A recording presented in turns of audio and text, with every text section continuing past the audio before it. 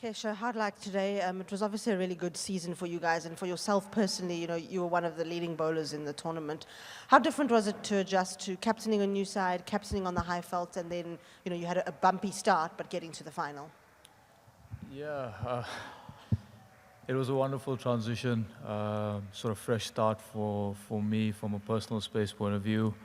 I had a good bunch of people and support staff around me, my players. Obviously, we had a couple of superstars, but I think the way we gelled on and off the field really made that transition a lot easier from a personal perspective, from a team perspective. A lot of youngsters, so you know you've got that youth and energy throughout.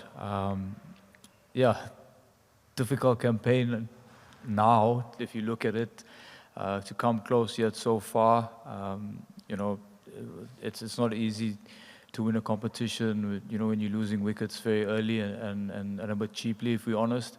But there's a lot of positives we can take, especially from the way the middle orders played as a unit. They've bailed us out on numerous occasions. I mean, 7 for 5, you know, you win the game, you know, defending 140. But yeah, it does hurt. It's quite painful. I'm not going to say that, you know, it feels like you lost the World Cup over here. That's what it feels like. But having said that, you know, at the start of the season, a lot of people wouldn't have said we'd be in this position now. So take all the positives we can, and come next season, we build on the areas that we can do a lot better. And, you know, if we're going to compete and be the best, then, you know, we've got to be on it from all facets of the game come in these knockout games. And can I just ask you about Dewald Brevis? It seemed early on, you know, he was struggling a bit against the short ball, but the last 3 knocks have been spectacular. You got a World Cup coming up. He's in the squad. He's an important guy. What have you seen from him that we can expect going forward? Yeah, I think if we're honest, maybe we held him back a little bit at the start of the comp, and maybe why it was a bit erratic in the way it came across.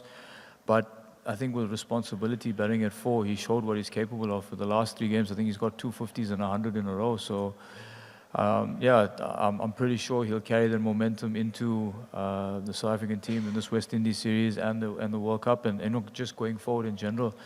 I think the maturity he's shown in these last couple of games, no one would have expected Brevi to do that. We know him as a sort of hard-hitting, 6-hitting, but you know, he just showed his composure and his class, and he's someone that we know if he bats 50 balls, he'll get 100 like today. So, you know, hopefully it's onwards and upwards from here for him, and it shows that maturity whenever he plays in any format of the game.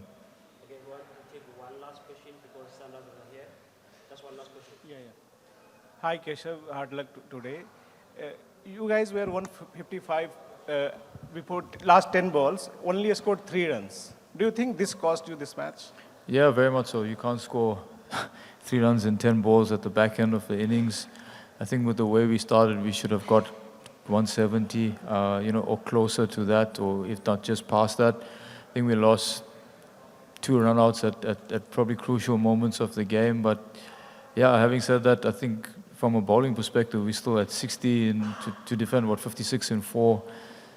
You know, normally you'd back your bowlers. Yeah, I had to make up a little bit of overs from, you know, the part-timers. But yeah, I think we must commend the Sunrisers in the way they went about their chase. We saw Stubble back to his best, and Matty B played the anchor that we know him to play. So yeah, I think we can't avoid the fact that they also played good cricket, but we also need to address certain areas in our game which we can get better.